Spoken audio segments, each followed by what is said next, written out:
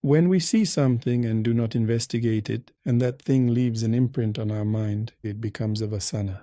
For example, if we have a thought and we cannot examine its source, if the thought is not liberated into the empty nature of our consciousness, we accept the idea without inquiry, we believe it. Suppose an impure or negative thought arises. Instead of investigating it, seeing its emptiness and allowing it to dissolve, we believe in it. Then that thought becomes fixed in consciousness and begins to grow. It can then become a vasana, a strong karmic imprint. We may start to act based on it in this life and even in the next. It can become our destiny. As the saying goes, sow a thought, reap a habit, sow a habit, reap a destiny. In such a case, we will have to engage in spiritual practices to destroy those vasanas. But if we examine every arising thought at the very moment of its appearance and we see its empty nature instead of falling under its power, we become established in love for God or in the natural state, which are the same. Because the natural state is always directed toward Brahman, and the continuous aspiration arising from the natural state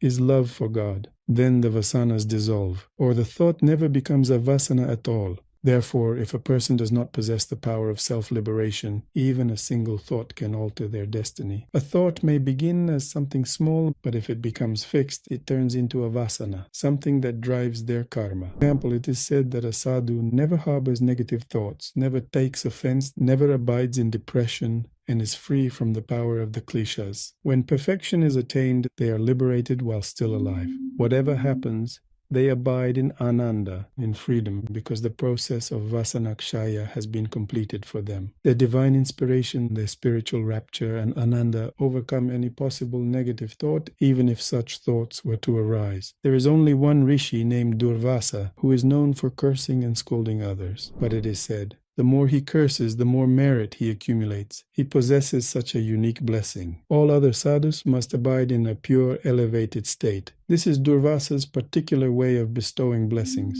Even when he scolds or curses, it becomes a blessing for those whom he addresses, because his energy is inherently a blessing. Thus, he accumulates merit in that way. He is the only one in history with such a role. All other sadhus must maintain pure thoughts and be free from vasanas. They must overcome them through the power of awareness and through the power of ananda. This is vasanakshaya, to overcome negative thought through the power of presence and the power of ananda.